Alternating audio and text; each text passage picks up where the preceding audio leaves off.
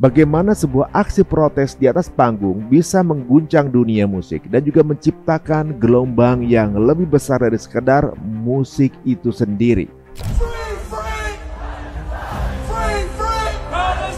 Dunia musik itu penuh dengan energi, penuh dengan suara, dan juga seringkali dipenuhi dengan protes.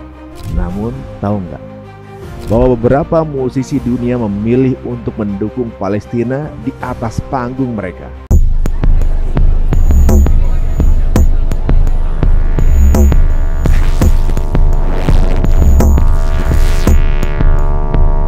Hari ini kita akan membahas sebuah topik yang jarang dibahas di permukaan, tetapi penuh dengan kontroversi dan juga keberanian. Dunia musik itu penuh dengan energi, penuh dengan suara, dan juga seringkali dipenuhi dengan protes. Namun, tahu nggak bahwa beberapa musisi dunia memilih untuk mendukung Palestina di atas panggung mereka? Meskipun mereka tahu betul konsekuensinya yang akan mereka hadapi itu besar, tapi kenapa mereka berani melakukannya? Dan kamu takut?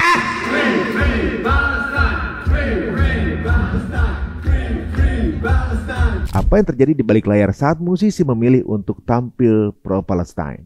Musik selalu punya kekuatan yang besar, tetapi kekuatan yang satu ini berbicara tentang Palestina. Bukan hanya tentang suara, tapi tentang prinsip. Prinsip yang bisa membawa kerugian, kerusakan pada karir, bahkan pemboikotan dari negara tertentu. Kita mulai dari sini.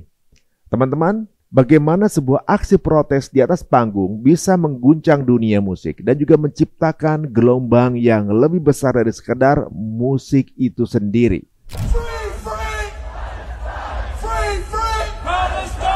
Seperti yang kita tahu, musik selalu menjadi alat perjuangan. Sejak zaman dulu, musisi tidak hanya menjadi penghibur. Mereka juga menjadi suara bagi mereka yang tidak bisa berbicara. Melalui musik, mereka menyampaikan pesan-pesan tentang keadilan, tentang kebebasan, dan tentang hak asasi manusia. Sejak zaman Bob Dylan dan juga John Lennon hingga era yang lebih modern, seperti Roger Waters, vokalis legendaris dari Pink Floyd yang sejak lama dikenal dengan dukungannya terhadap Palestina. Roger Waters bukan hanya seorang musisi, ia adalah seorang aktivis, seseorang yang berbicara lantang tentang Palestina, meskipun dia tahu bahwa pernyataannya bisa merusak karir internasionalnya. Dia adalah salah satu dari sedikit musisi yang secara terbuka mendukung boycott, divestment, dan sanction BDS terhadap Israel.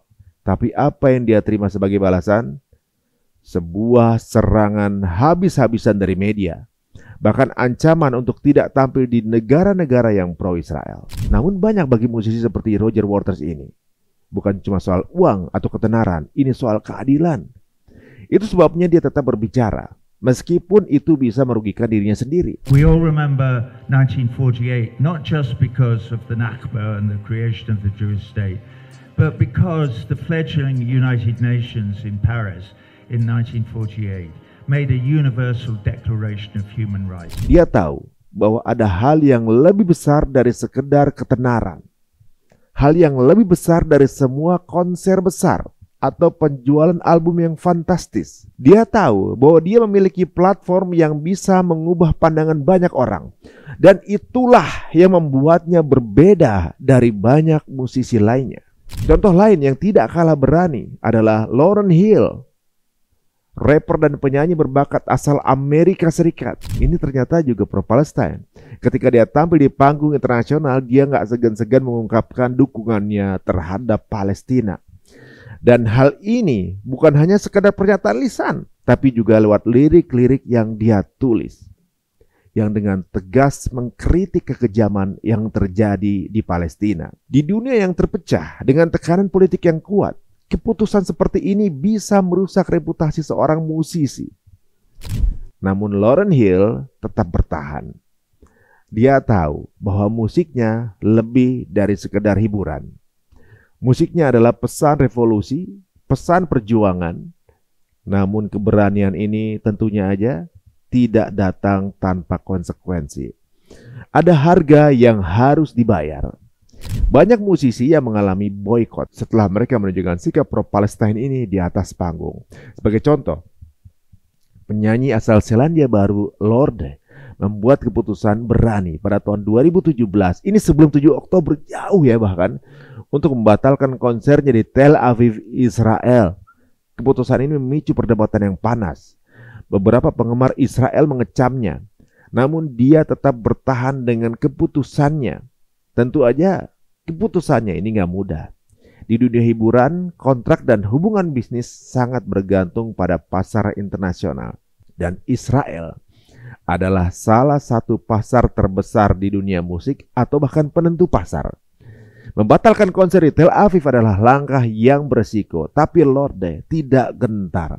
Bagi dia ada sesuatu yang lebih besar dari karirnya, yaitu hak asasi manusia. Dan kita tidak bisa melupakan Jill Scott Heron, seorang musisi legendaris yang dikenal dengan lirik-lirik politiknya yang tajam. Ketika dia menulis lagu yang mengkritik Israel atas kebijakan mereka terhadap Palestina, reaksi terhadapnya sangat keras. Konser-konsernya dibatalkan, tawaran kontrak dihentikan, dan banyak penggemar yang meninggalkan dia. Jill Scott Heron mungkin tidak sepopuler musisi besar lainnya, namun pesan-pesannya yang jujur dan berani tetap menginspirasi banyak orang, bahkan setelah dirinya sudah tiada.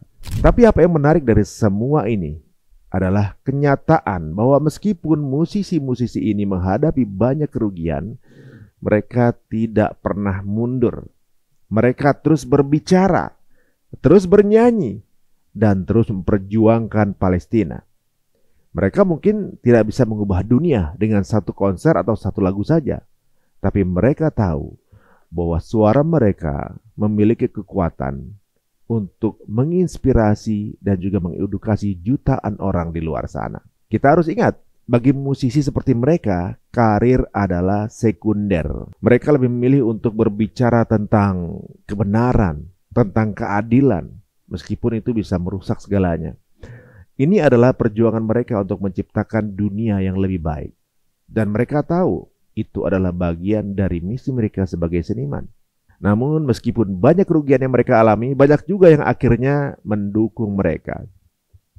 Mereka mendapatkan penggemar yang lebih setia, mereka menjadi simbol perjuangan, mereka adalah agen perubahan.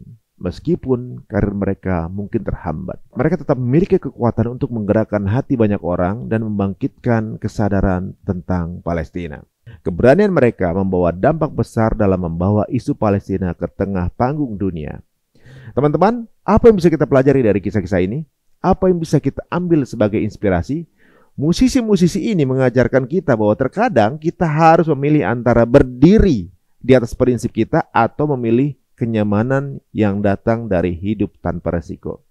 Mereka adalah pahlawan yang menggunakan musik sebagai senjata untuk perubahan. Jadi, mari kita renungkan bagaimana kita bisa berdiri bersama mereka dalam memperjuangkan kebenaran. Bagaimana kita bisa mendukung mereka yang berani untuk mengambil sikap, meskipun itu gak mudah.